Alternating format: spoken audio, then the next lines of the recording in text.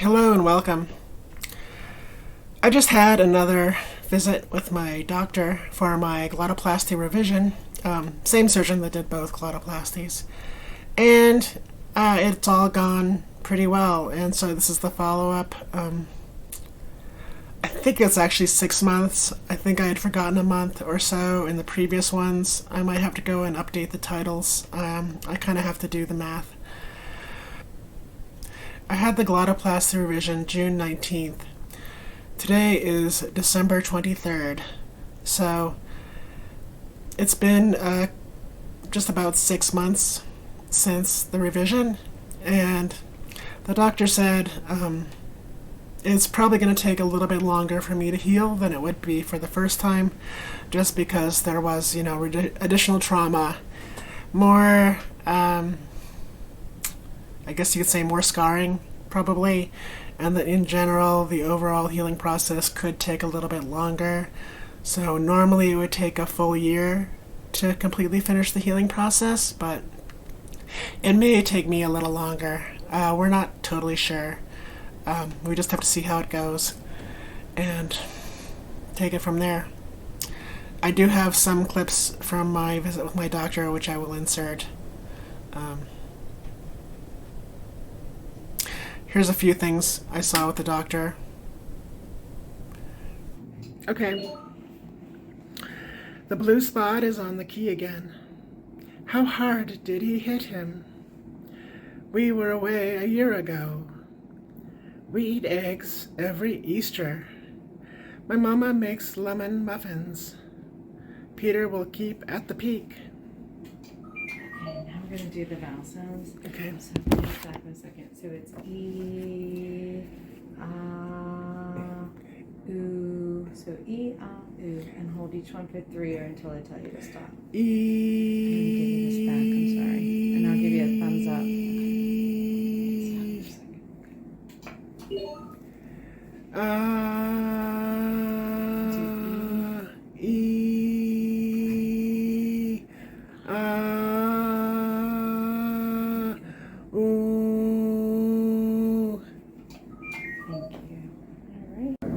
Now I'm getting ready to see the doctor. We just did the voice test, so now we'll do the laparoscopy. See how it all goes. See what he says.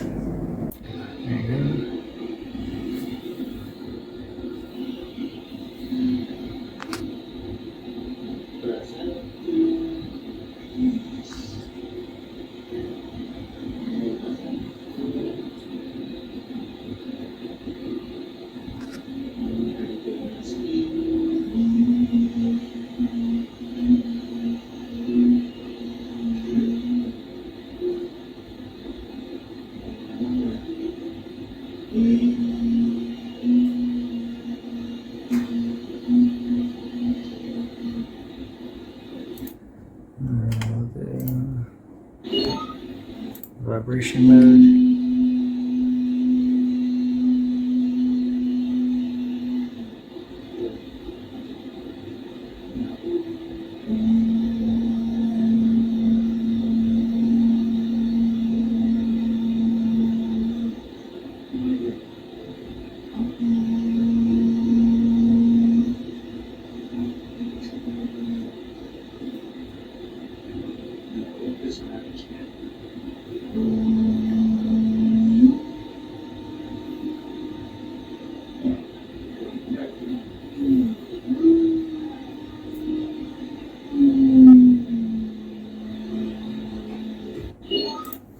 So you can see the vocal cords, used to be all the way up to here, but now they're moved up to here. Yeah. So about halfway shortened. Mm-hmm. So it's just exactly what we want. Yeah, I think it's right on. Nice. And good symmetric vibration there. Mm-hmm. But yeah, stopping here instead of here. That's really good. Excellent. I don't know if that's helpful to you, but I hope it was. I am pretty happy with my voice now. It's still not something I'm totally confident in how to use, and that's going to change, I think, with practice. I am working on my intonation as much as possible, making sure I'm using a feminine intonation and not a masculine intonation. sometimes I can forget still, but overall I think I'm pretty good about remembering.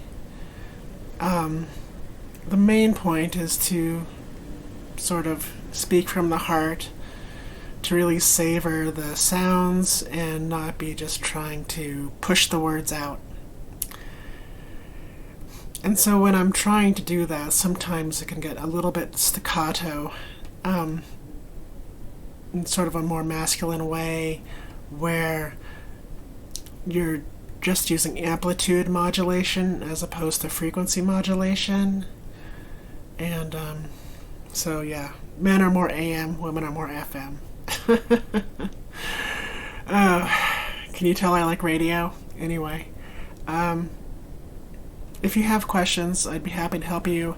It's been definitely a journey going through this. It's been one of the most difficult surgeries I've had socially, if not, physically. It hasn't really hurt in the same way that some of the other ones have, but in terms of how it affects my life, it's been dramatic. And I am very happy with at least where I am now. It's a much better result overall than where I was. It's still going to take some time. Overall, I think it was worth it. The really difficult part is healing. It's very isolating to not be able to speak, and oh my goodness, I would not wish that on anyone. I think that's a very difficult place to be. Interesting, because I was never a really big talker anyway, but having to rely on my phone to say things was just super difficult. And recovering from surgery the second time, I got probably more depressed than I had been in a long time. So just something to watch out for.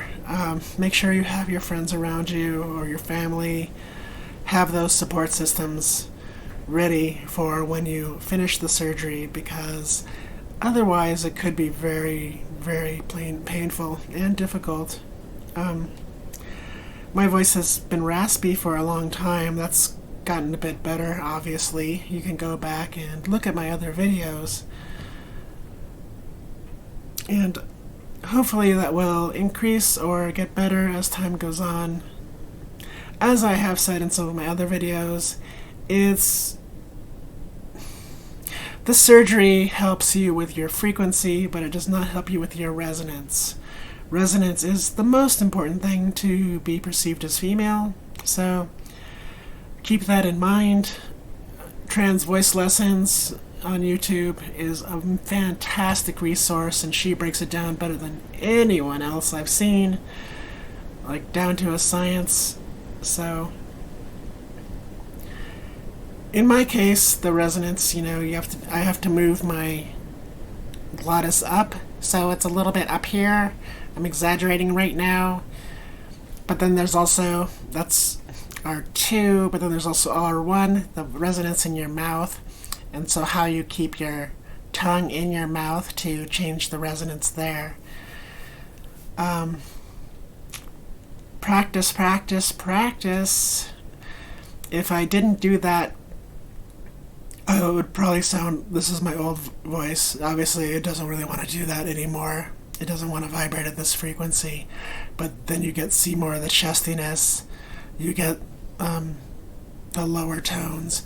And it doesn't sound feminine really at all. So it's up here. And that's where it needs to stay.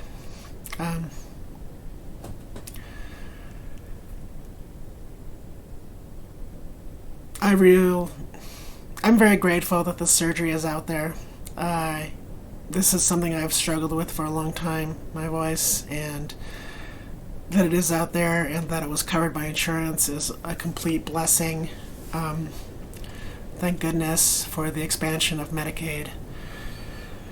Anyway, talk to me in the comments.